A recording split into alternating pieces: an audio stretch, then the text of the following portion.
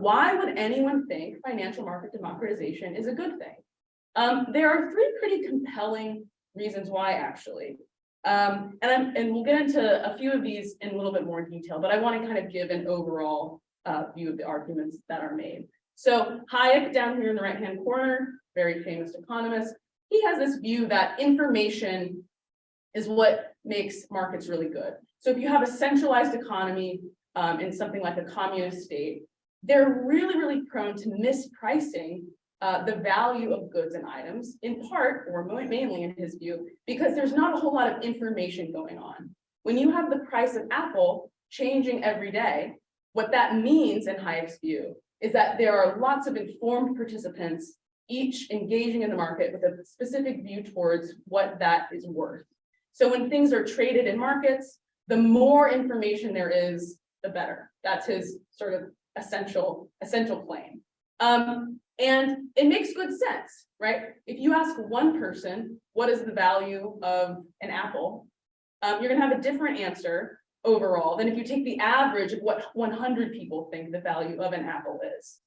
The same thing applies to Apple stock as well. So Hayek's view that sort of more participants means better information, more unique views, right? Maybe some individuals participating in markets know certain things that other individuals don't, right? My valuation algorithm is different than your valuation algorithm. And the sort of output of a price is a good total sum of those constituent parts.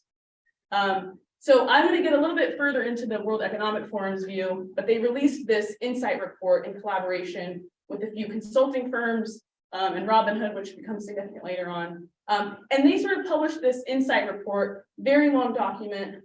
We'll just sort of take a look at the executive summary and any kind of detail. And they basically argue that retail investing is good. So they take this view of this is going to be a good thing that will sort of provide access to lots of people to this really sort of productive social enterprise. And they sort of list a few ways in which that enterprise could be improved upon, but overall their judgment is that it's good and we should support the further democratization of financial markets. And Robinhood is an app that I'm sure is at least familiar to some of us.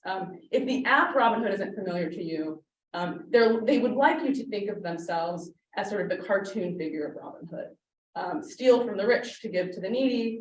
And they've really been involved very, very fundamentally in sort of revolutionizing the way that everyday people trade. So they had this fantastic idea of creating this really sleek app and giving everyone the opportunity to trade for zero commission fees. So prior to Robinhood's existence, usually if you wanted to trade securities on your Charles Schwab account or on E-Trade, you had to pay something like a $15 fee to do so. And it turns out that's actually not how those brokers make the bulk of their money.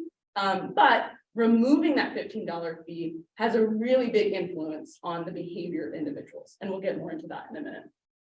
So my slide is a little tongue-in-cheek here, right? They say we can make markets more virtuous by democratizing them and making them less exclusive. So just like those elites out there, they're keeping the little guy out, and we want to help out the little guy. Of course, in the meantime, we make money off of them, and that's good for us, but they don't really say that up front. So these three views would both conclude that we should make financial markets more accessible to everyday people. It's virtuous to do so, right? Because we don't want to restrict this sort of class of human behavior to only the elites or only the rich. We can make prices and information better. That's a Hayekian point. So the value of the number given by the individual price of a security will be more accurate if we expand who's participating in financial markets. And the World Economic Forum is going to say, and it's going to be good for the people who participate. So markets are better off, prices are more accurate, and the people participating are made better off. That paints a really, really positive picture of this kind of activity.